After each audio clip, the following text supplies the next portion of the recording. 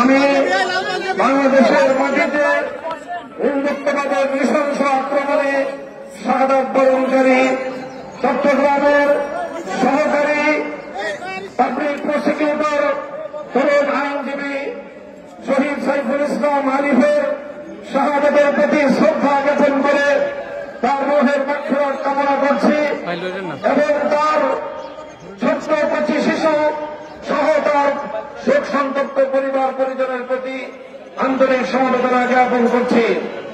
সংগ্রামী তৌহিদি জনতা, আজ এই বিক্ষোভ সমাবেশের মাধ্যমে আমরা আমাদের হৃদয়ের ব্যথাটুকু জাতির সামনে, মানুষের বিবেকের সামনে উপস্থাপন করার জন্য এখানে সমবেত হয়েছি।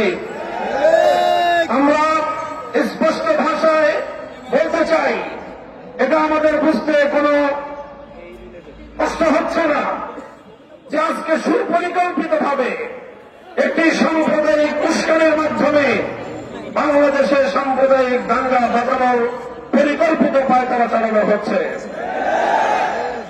শহীদ সাইফুল ইসলাম আলিফের হত্যাকাণ্ডের ঘটনার নির্মম শুধু বর্বর নয়, বরং ঘৃণ্য এক হত্যাকাণ্ড প্রকাশ্য দিবালোকে আদালত চত্বরে একটি সন্ত্রাসী সংগঠনের সশস্ত্র সন্ত্রাসীরা একজন তরুণ আইনজীবী সরকারি কর্মকর্তাকে টেনে হিচড়ে দিয়ে হত্যা করবে, এরকম বর্বরতার দৃশ্য দেখার জন্য বাংলাদেশ প্রস্তুত নয়। বাংলাদেশ আজ অগ্নিগর্ভ, বাংলাদেশের প্রতিটি মানুষের হৃদয় আজ রক্তক্ষরণ হচ্ছে। বাংলাদেশের অন্তর্বর্তীকালীন সরকারকে আমরা বলতে চাই, মানুষের এই ক্ষোভ, মানুষের হৃদয়ের রক্তক্ষরণকে আপনারা বুঝবার চেষ্টা করুন এবং যে সকল হত্যাকারী হিসেবে চিহ্নিত ঘাতকদেরকে গ্রেফতার করা হয়েছে তাদেরকেই শুধুমাত্র বিচারের আওতায় আনলে চলবে না। আমাদের স্পষ্ট দাবি হল, এই ঘটনার নেপথ্যে যারা রয়েছে সেই নেপথ্য খুনিদেরকে বের করে মুখোশ উন্মোচন করতে হবে, তাদেরকেও বিচারের আওতায় আনতে হবে। শহীদ আলিফ হত্যাকাণ্ডের জন্য ইস্কনের স্পষ্ট মদতদাতা খুনি শেখ হাসিনাকে আসামি করে তার লেখপন্থের বিরুদ্ধে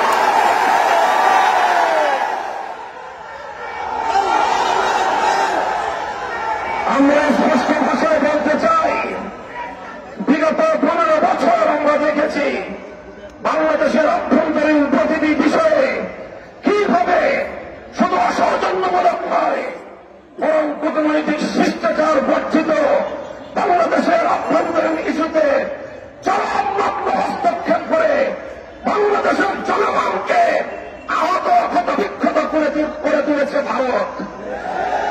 আমরা ভারত রাষ্ট্রের বাংলাদেশ নীতির তীব্র সমালোচনা করছি। ভারতকে আমরা স্পষ্ট বার্তা দিতে চাই, বাংলাদেশ নীতি পরিবর্তন করো, তোমরা বাংলাদেশ নীতি পরিবর্তন করো। বাংলার 20 কোটি মানুষ তোমাদের বিরুদ্ধে রাজপথে নামবে। বাংলাদেশ থেকে ভারতের কূটনৈতিক সম্পর্ক ছিন্ন করার জন্য দেশের মানুষ ভাবতে হবে। আমরা স্পষ্ট ভাষায় বলতে চাই, আইন শৃঙ্খলা রক্ষাকারী বাহিনীকে আমরা বলতে চাই, চিন্ময় কৃষ্ণ দাস তার তৎপরতার দ্বারা কথা দিবালোকের ন্যায় পরিষ্কার, সে ভিনদেশী গুপ্তচর হিসেবে ভূমিকা পালন করছিল। বারবার সে তার সেই প্রভুর দেশে গিয়ে সেখান থেকে নির্দেশনা নিয়েছে বাংলাদেশের অভ্যন্তরে নৈরাজ্য সৃষ্টি করবার পায়তারা চালিয়েছে। দিনের পর দিন, মাসের পর মাস প্রশ্রয় আশ্রয় থেকে ভারত এবং আওয়ামী লীগের যৌথ প্রযোজনায় ইসকন তৈরি করা হয়েছে।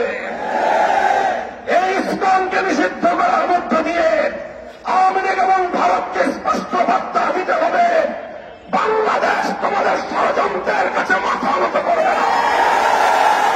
আমরা রক্ত দেব, আমরা জীবন দেব, আমরা লড়াই করব, বাংলাদেশের গৌরব রক্ষা করব, রক্ষা করব।